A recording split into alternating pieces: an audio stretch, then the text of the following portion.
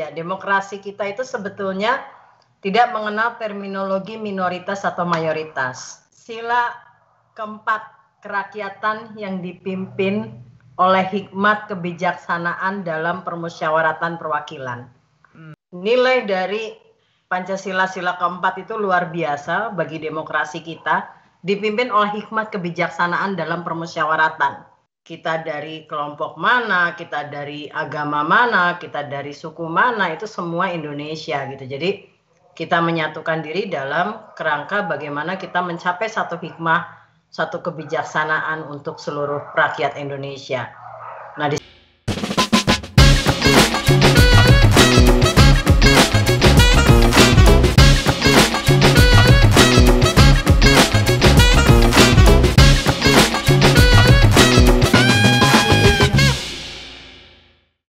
selamat datang di Let's Talk with Sarah dengan saya Rahayu Saraswati. Hari ini dalam rangka Hari Kartini, yang dimana kita di Indonesia merayakan kebangkitan semangat dari perempuan yang di waktu itu sempat dinahkodai, dipimpin oleh R.A. Kartini untuk memastikan bahwa perempuan-perempuan di seluruh Indonesia atau waktu itu baru di Jawa, tapi terus habis itu menjadi simbol perjuangan untuk perempuan di seluruh Indonesia untuk bisa mendapatkan haknya, terutama dalam hak pendidikan.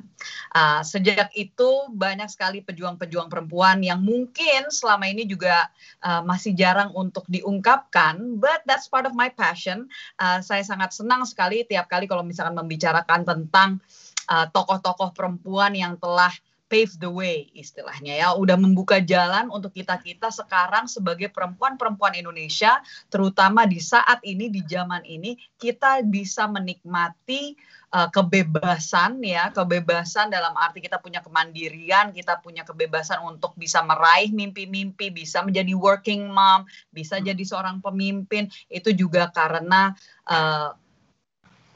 apa yang telah dilakukan, apa yang telah diperjuangkan oleh semua tokoh-tokoh perempuan yang telah mendahului kita.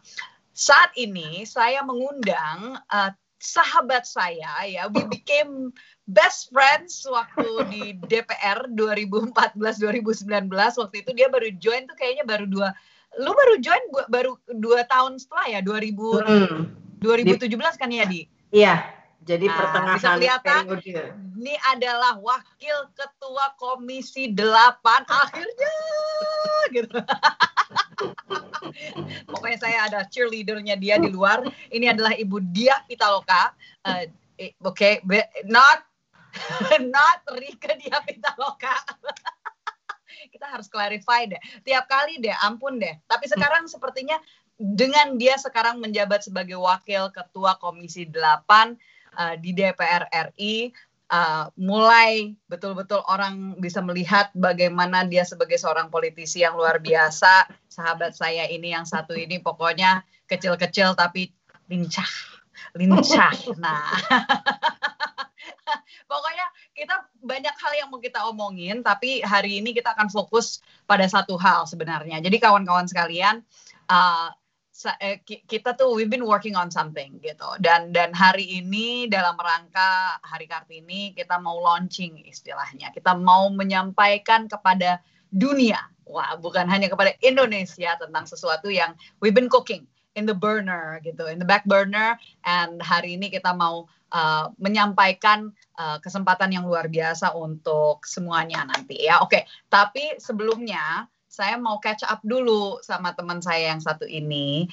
Gimana kabarnya di DPR sekarang, Ibu? Pasti banyak yang di luar sana yang mungkin jarang-jarang ngeliatin wiki DPR atau ngikutin rapat-rapat gitu ya. Kayaknya belum begitu terdengar lagi sejak COVID ya. Pasti banyak yang harus adjust gitu ya, dan dirimu kan juga baru menjadi wakil ketua Komisi 8 itu akhir tahun lalu kan ya, kalau nggak salah, atau awal tahun ini? Awal tahun. Dan ya banyak hal lah, belajar lagi lah, banyak hal kita belajar lagi, tapi ya masih belajar. Saya selalu nggak tahu kenapa di di tiap tahapan memang kita learn itu satu hal yang luar biasa dalam prosesnya. Cuma ya selalu di DPR banyak hal yang menarik ya. Kadang memang nggak selalu ada dimensi yang sifatnya populer gitu ya. Tapi ada juga kerja-kerja yang tidak populer. Tapi lembaga ini ya memang butuh kerja sama kita, butuh kerja keras kita, dan butuh teman di dalamnya. Dan ya senanglah kita bisa berada di situ dan juga punya teman-teman kayak Mbak Sarah. Saya juga walaupun saya di luar sekarang, Mbak Sarah ada di dalam situ lagi karena teman itu dalam kondisi apapun ya, we need a friend. Dan ya senang sekali kita masih bisa berkawan gitu. Dan tapi saya berharap Mbak Sarah masuk lagi ke DPR. langsung loh tanpa basa-basi. Oke, buat yang nggak tahu mungkin sudah mulai bisa meraba-raba, kita ini sahabat yang istilahnya dua sisi koin yang sama ya. Jadi kita punya passion dan kita punya interest ya about women leadership segala macam.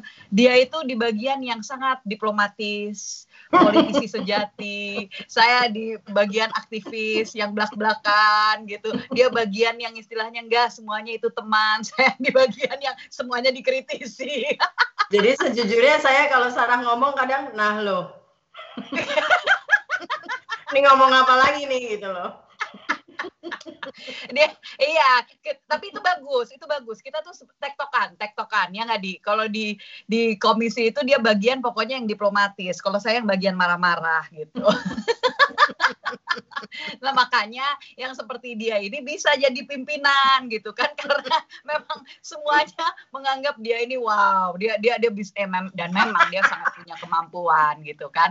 Walaupun dia diem-diem dia itu wah lagi bersih-bersih gitu di dalam untuk memastikan bahwa betul-betul politik digunakan untuk kebaikan dan kesejahteraan rakyat. Ya nggak Di? Insya Allah. Amin.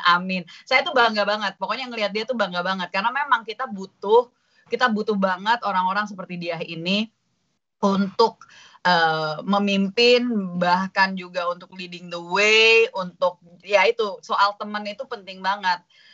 Satu hal yang saya juga rasakan waktu di DPR itu adalah bahwa kita kok kayaknya kita lagi gitu. Kalau misalkan kita ada RUU apapun, kita lagi membahas tentang isu apapun, ya paling dia lagi gitu. Saya ngomongnya sama dia ngomongnya sama saya, tektokannya. Walaupun istilahnya kita bisa dari dua fraksi yang waktu itu oposisi gitu ya, dia dari PDI Perjuangan, saya dari Gerindra, tapi itu nggak menghalang kita dari berkolaborasi karena ada isu-isu yang memang kita punya kesamaan dari perspektif value gitu ya.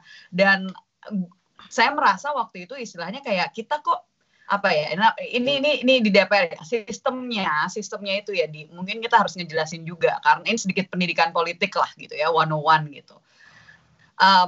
Banyak orang yang mungkin karena apalagi generasi muda ya, milenial sama Z, banyak yang mungkin karena berdasarkan nonton dari film-film yang barat gitu ya, mereka ngelihatnya itu semuanya voting, padahal di Indonesia ini kan musyawarah mufakat gitu ya, dan di situ kita sering kesulitan kalau misalkan hanya fraksi-fraksi kita aja yang menyepakati sesuatu, tapi terus kita berhadapan mau itu 1, mau itu 5, berapapun fraksi yang nggak setuju dengan values kita, nggak setuju dengan apa yang kita sedang perjuangkan, itu bisa sangat menghambat gitu. Menurut berdasarkan pengalaman kamu gimana Di? Kalau kayak gitu, aku sih maaf rada curhat dikit nih gitu, karena berkaitan dengan yang kita nanti mau announce juga. Iya, jadi dia curhatnya banyak sebetulnya, tapi gue bisa karena gue udah di luar. Walaupun sedikit-sedikit. Tapi ya ini juga menarik ya bicara demokrasi ya. Demokrasi kita itu sebetulnya tidak mengenal terminologi minoritas atau mayoritas. Nah, jadi saya nih berkali-kali mencoba mereview atau menghayati lagi sila keempat kerakyatan yang dipimpin oleh hikmat kebijaksanaan dalam permusyawaratan perwakilan. Untuk saya yang tadi diomongin Mbak Sarah itu nilai dari Pancasila sila keempat itu luar biasa bagi demokrasi kita, dipimpin oleh hikmat kebijaksanaan dalam permusyawaratan. Nah, disitulah kita duduk bersama dalam lembaga legislatif, itu rohnya ya, roh lembaga legislatif kita untuk membicarakan persoalan kerakyatan, persoalan kebangsaan sebagai satu kesatuan. Jadi no one left behind gitu, nggak ada yang ditinggalkan satu sama lain. Kita dari kelompok mana, kita dari agama mana, kita dari suku mana, itu semua Indonesia gitu. Jadi kita menyatukan diri dalam kerangka bagaimana kita mencapai satu hikmah, satu kebijaksanaan untuk seluruh rakyat Indonesia. Nah, disitulah menurut saya esensi dari parlemen kita. Tapi aku jadi kepikiran nih dengan pernah dengar dari Mas Budi, Wakil Ketua Komisi 4. Pernah aku tanya gitu, Mas, menurut kamu demokrasi di Indonesia itu gimana gitu kan? Talking about demokrasi juga, terutama waktu itu dalam konteks anak-anak muda gitu ya. Karena waktu itu aku ngadain, waktu Pilkada Tangsel itu ngadain For Youth to Inspire Festival.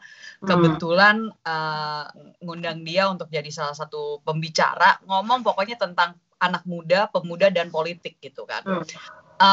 Dan nanya gitu, demokrasi itu kayak gimana sih gitu, maksudnya karena dengan sistem yang ada, dan dia ngejelasinnya bahwa demokrasi itu adalah, pernah ada yang bilang bahwa it's a tyranny of the majority, karena dirimu ngangkat soal majority and minority, bahwa sebenarnya tuh harusnya semua setara gitu kan. Tapi apa yang terjadi ini, mau itu hubungannya dengan jumlah kursi ya partai politik, atau hubungannya dengan keterwakilan perempuan, ya kan? Bagaimana pada saat pengambilan keputusan itu udah sangat mentok gitu ya, dan mentoknya itu kalau misalkan dibuat, karena kita kan sistemnya harusnya bukan voting kan, kembali lagi permusyawaratan perwakilan gitu kan, itu harusnya ada musyawarah mufakat, musyawarah supaya kita diskusi, supaya bisa mencapai satu kebijakan yang disepakati bersama-sama gitu kan.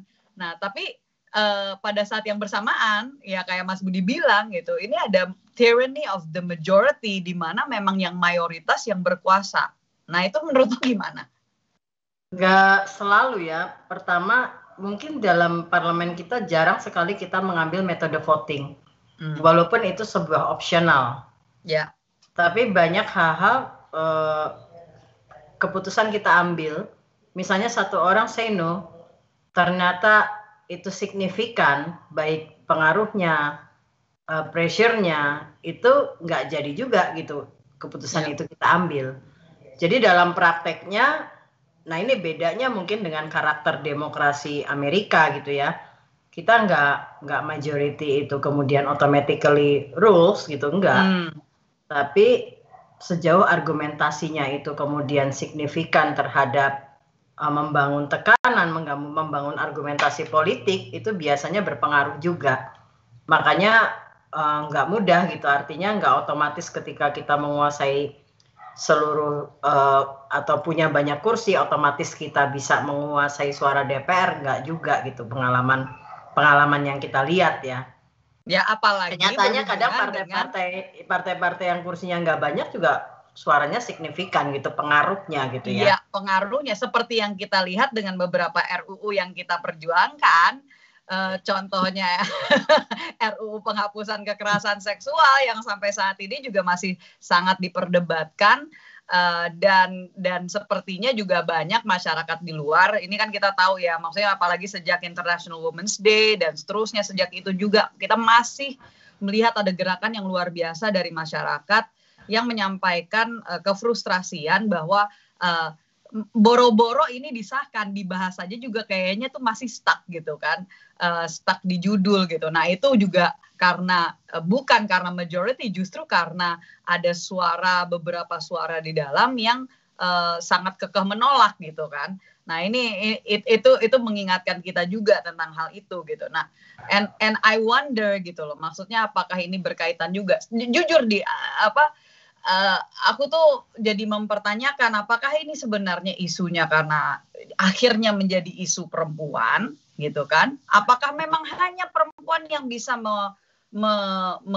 merasakan atau bisa empati atau bisa memperjuangkan hal-hal yang berhubungan dengan istilahnya kekerasan seksual, atau there's something else gitu? Apa kayaknya tuh istilahnya kayak ini sangat apapun pokoknya yang berhubungan, I'm sure apapun yang berhubungan dengan isu-isu moralitas ya, isu-isu ideologi pasti ada inilah, ada menariknya kompleks gesekan. Ya. Kompleks karena itu dari perspektif kultural, dari perspektif agama. Ini undang-undang ini menarik sekali sebetulnya karena kita kemudian mereview perspektif kita mengenai ikatan antara tubuh dengan hak seksualitas ya. Nah ini tentu paradigmanya banyak dan itu perdebatannya tidak hanya menyangkut struktur hukum yang juga tidak mudah hari ini untuk mensinkronis perubahan-perubahan yang diusulkan oleh RUU penghapusan kekerasan seksual dengan RUU KUHP sendiri. Itu masih perlu harmonisasi dalam konteks hukum. Yang kedua, ya dalam konteks kultural dan religion gitu ya, itu ditantang dengan paradigma lain gitu yang melihat cara pandang ini dengan cara pandang lain. Ya tapi disitulah memang artinya menurut saya ini bagus sekali menurut saya perdebatan ini dialektika juga gitu tentang bagaimana kekerasan seksual, walaupun ini tidak spesifik atau spesialis woman problem, tapi banyak korbannya perempuan. Itu juga ternyata itu juga merefleksikan bahwa persoalan ini hampir sebagian besar itu dialami oleh perempuan. Nah, artinya perempuan itu yang secara kultural kemudian kalau dalam hal ini kelihatan bahwa memang perempuan secara kultural punya tempat yang masih banyak lebih problematika dibandingkan laki-laki gitu sebagai warga negara. And itu jadi bawa kita ke apa yang selama ini sebenarnya lagi kita perjuangkan juga gitu. Maksudnya bahwa karena banyak sekali isu yang atau rancangan undang-undang atau kebijakan yang sangat berkaitan dengan perspektif gender gitu ya, mau itu perempuan, laki-laki, tapi pokoknya yang perspektif itu gitu ya, yang dimana harus ada perwakilan rakyat yang menurut saya harus cukup signifikan, yang memiliki perspektif yang memahami persoalan gender gitu kan, persoalan yang berkaitan bukan dengan kebijakan apakah itu ekonomi pun juga dari perspektif gender misalnya, lalu bicara infrastruktur juga dari perspektif gender misalnya, karena kan itu is a cross cutting issue gitu ya. Dan salah satu hal yang memang selalu yang mulai jadi bukan kefrustrasian tapi keprihatinan lah, dan pernah ya aku kan istilahnya bilang sama kamu gitu, kayaknya kita yang muda-muda nih gitu ya, secara kita I masih milenial gitu. Istilahnya kita ini yang muda-muda, seolah-olah kayaknya mulai dari periode lalu lah gitu ya, di periode kita itu yang lalu tuh aku mulai mempertanyakan gitu, ini kalau misalkan yang generasi yang di atas kita ini gitu ya, baby boomers, bahkan sebelum baby boomers itu masih belum merasa bukan dari satu sisi apakah mereka kurang yakin bahwa kita punya kemampuan, atau di sisi yang lain apakah memang karena mereka masih mau untuk menggenggam kekuasaan gitu kan, yang jadi aku sempat ngomong sama kamu, kayaknya kita udah nggak bisa fokus lagi nih, kita nggak, atau justru jangan menjadi fokus kita atau tenaga kita, energi kita hanya dihabiskan untuk persoalan mereka yang sedang berebut kekuasaan istilahnya, atau mereka yang is an elite politik gitu kan. kita kayaknya harus nyiapin the next generation. Itu yang aku bilang ke kamu, Di. Dan itu kenapa akhirnya kita sempat ya dari situ langsung aku bilang let's do something untuk kepemimpinan, the next generation of leaders gitu ya, yang yes, tiap partai ada pendidikan politiknya masing-masing, ada sekolah kadernya dalam satu format dan lainnya, mau itu dalam bentuk apapun, tapi ada lah gitu ya, maksudnya pendidikan politik secara internal. Tapi belum ada nih yang menyentuh yang istilahnya is a neutral ground gitu, lintas afiliasi, let's say gitu ya, lintas, karena bukan hanya partai tapi lintas afiliasi yang menyentuh semua gitu, siapapun bisa gitu kan. Di situ akhirnya ya saya ngomong ke dia, we need to make semacam semacam akademi. Jadi mungkin teman-teman di sini di Let's Talk with Sarah juga, dan di beberapa kesempatan saya jadi narasumber di webinar-webinar maupun yang selama beberapa bulan ini saya pernah mengangkat soal sebuah akademi yang memang ingin saya rintis, dan my other half itu adalah Ibu Diah Pitaloka, dan kita jadi this is the moment kita mau launching, kita mau mengundang untuk the next generation, especially untuk women leaders. Jadi kita mau adanya regenerasi kepemimpinan perempuan di bidang apapun, mau itu di politik maupun itu di swasta atau di private sector atau di civil society, dimanapun kalian berada, kita mau sharing, kita bahkan juga mau belajar dari kalian. So di mungkin istilahnya kita sebelum saya sebut namanya nanti, menurut kamu gimana waktu pertama kali aku mulai ngomong soal ide kita buat semacam akademi ini untuk kita bisa mulai mempersiapkan generasi, karena banyak yang punya kapasitas, banyak punya passion di bidangnya mereka masing-masing, tapi belum tentu mereka mengerti bagaimana untuk naik, istilahnya promote gitu ya, naik posisi, naik jabatan, atau bagaimana mereka untuk kalau misalkan mau masuk ke politik itu gimana caranya, dan practicalsnya gitu.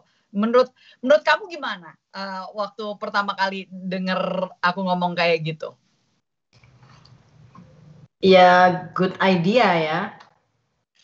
Akademi, orang mikirnya akademi itu kan kadang sekolah gitu kan. Tapi kita berpikir dalam konteks ini, akademi itu ruang. Dia sebuah ruang bagi perempuan. Ini kebetulan Hari Kartini, ya kan? Dan kita bicara pendidikan perempuan, tapi tentu kita ini sebetulnya memang sejarah panjang ya langkah perempuan Indonesia, dan senang sekali ide-ide masih berjalan, upaya-upaya terhadap perbaikan nasib perempuan Indonesia masih banyak diinisiasi atau inisiatif atau ide kontribusi banyak orang terhadap kemajuan perempuan Indonesia itu masih bisa kita dengar sampai sekarang. Perjuangan itu masih perjuangan sejak Kartini, itu masih ada juga di kita pada hari ini. Jadi Kartini memang bicara pendidikan, itu luas sekali pendidikan yang kemudian membangun kesadaran. Jadi seperti Fajar gitu ya, kalau pada saat Kartini bicara pencerahan, jadi pendidikan itu mengantarkan sebuah pencerahan bagi kaum perempuan untuk dia bisa memperbaiki nasibnya. Tentu dalam konteks Kartini pada saat itu akses terhadap pendidikan, akses terhadap politik, juga mereka pada saat itu yang kemudian terefleksikan juga di Kongres Perempuan Indonesia, penolakan terhadap di madu, di poligami gitu ya, itu suara perempuan yang disuarakan mungkin 1 abad lalu gitu ya oleh generasi Kartini.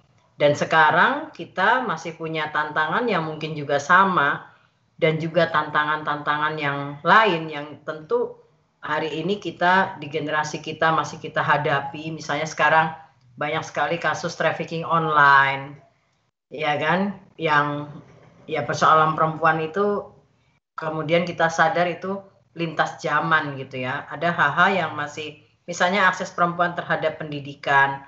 Ketika COVID, banyak yang berhenti sekolah ternyata anak perempuan.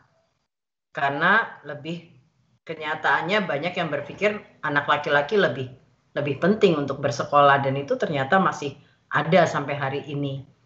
Dan ya tantangan-tantangan itulah yang dalam poin Hari Kartini ini kita bicara akademi yang tadi Mbak Sarah bilang, akademi untuk bagaimana kita punya ruang untuk saling belajar antar perempuan, mungkin tidak hanya generasi mendatang tapi juga lintas generasi, karena kita juga sadar banyak sekali perempuan-perempuan hebat yang sudah membangun langkah-langkahnya di berbagai ruang di Indonesia gitu ya.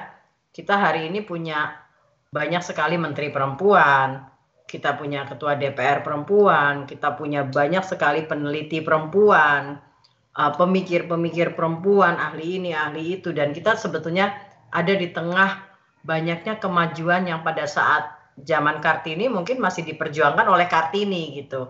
Tapi ya kita hari ini ada di situ dengan masih banyak persoalan untuk perempuan.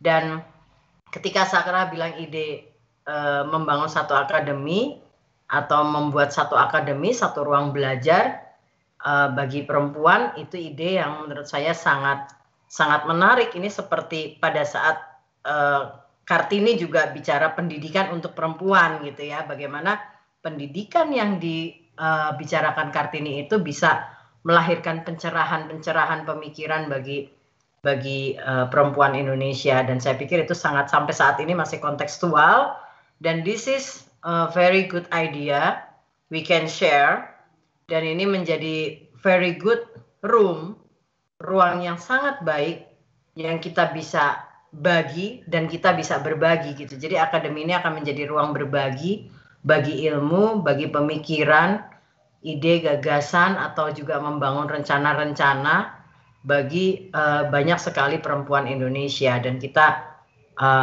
ya harapan itu, langkah itu, senang kita masih ada di dalam perjuangan yang sama gitu, Mbak Sarah.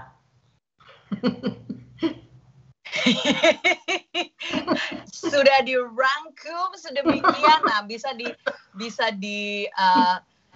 dibayangkan ya kepada teman-teman. Dan ini luar biasa sih, maksudnya dari kemarin tiap kali aku ngangkat bahwa ada kemungkinan kita akan buat sebuah inisiatif ya, di mana kita akan buat semacam yaitu ruang untuk adanya pelatihan. It is like a training of trainers almost gitu kan, pelatihan untuk istilahnya naik leveling up gitu, naik kelas, atau is a capacity building untuk perempuan-perempuan yang memang mau menjadi pemimpin masa depan, dan untuk learn the practical skills atau practical knowledge. Karena ini sebagai informasi ya teman-teman sekalian, Budia Pitaloka ini adalah one of my mentor and idol lah kalau udah kita bicara tentang politik. Apalagi kalau untuk memenangkan pileg gitu. Wow, pokoknya beliau jago, beliau ngerti banget gitu. Dan itu banyak knowledge-nya beliau tuh yang harus dipilah, harus disampaikan kepada dunia, dan harus ditangkap, diserap, dan diaplikasikan oleh perempuan-perempuan lain juga di seluruh Indonesia. Dia juga sama. Ini knowledge-nya agak sedikit berbeda, Bu. Makanya kita saling melengkapi. Nah, itulah nanti pokoknya yang jadi pembicara bukan hanya kita berdua saja, yang jadi guru, yang istilahnya siapapun yang akan menjadi bagian dari akademi ini untuk belajar, itu bukan hanya istilahnya pelajarnya bukan hanya sebagai pelajar, tapi bisa juga sebagai guru sebenarnya untuk kita semua. Sekali lagi ini adalah sebuah ruang gitu kan. Dan nggak hanya politisi ya, juga profesional, bisa juga teman-teman yang ada di berkecimpung dunia seni. Karena bicara women and leadership itu satu ruang yang luas gitu, dan juga mungkin di dunia pendidikan. Jadi topiknya bisa jadi sangat beragam. Nanti saya terpikir juga kelasnya bisa jadi ada kelas-kelas untuk skill up ya. Mungkin nanti kita bikin kelas-kelas tematik gitu. Jadi akan melibatkan banyak sekali profesi gitu ya, atau ruang yang dimana teman-teman perempuan punya banyak kontribusi di situ. Mungkin juga ekonom gitu ya, atau dokter gitu. Ini akan menarik sekali gitu. Banget. Jadi mau itu di bidang ya itu tadi, maksudnya entrepreneurship juga ya kan, kepemimpinan perempuan, tapi bagaimana juga in terms of bagaimana balancing ya. Itu banyak sering saya dapat pertanyaan, balancing bagaimana as a worker, tapi juga as a career woman, tapi juga punya keluarga, juga sebagai ibu. Itu nanti ada sesi-sesinya sendiri, karena hal-hal seperti itu juga kadang-kadang masih sangat jarang untuk dibahas dan dikembangkan, apalagi dibahas oleh mereka yang memang melakukan gitu kan. So ini kita nggak bicara teori aja, kita bicara praktikal, kita bicara dengan orang-orang yang memang menjalaninya, memang melakukan. Bahkan untuk diplomasi juga kita akan lakukan, kita ketemu dengan dubes-dubes perempuan atau bahkan dubes-dubes laki-laki yang sangat pro terhadap kesetaraan gender dan seterusnya. Jadi kita akan banyak sekali yang akan kita belajar, akan kita pelajari,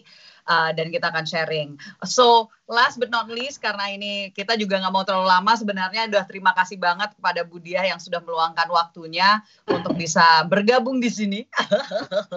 Bu Diah. Dan kita nanti teman-teman sekalian, please keep a look out di medsos account kita ya, akun-akun kita berdua. Nanti kita akan taruh di kolom di bawah ya, di bawah dari video ini, di description-nya nanti ada our own medsos. Bahkan kita akan launching medsos untuk yang namanya Akademi Perempuan Indonesia atau API.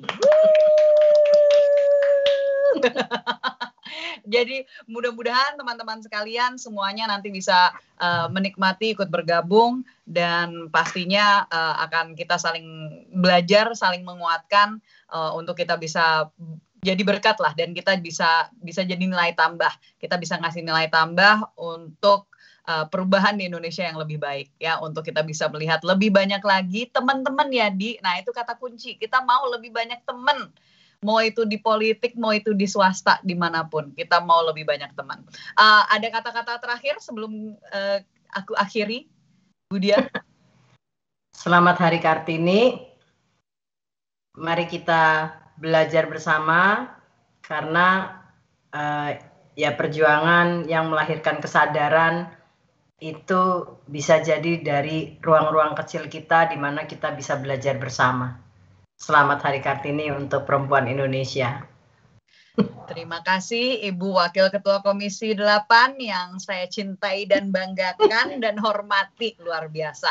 Dan kepada kawan-kawan sekalian, sekali lagi juga dari saya secara pribadi, selamat Hari Kartini, luar biasa. Perjuangan kita ini adalah proses yang tidak mungkin selesai begitu saja, pasti ada prosesnya, yang dimana kalau Bu Diah selalu bilangnya itu kita nikmati karena menarik gitu. Gimana pun juga pasti ada yang bisa kita pelajari dari momen apapun.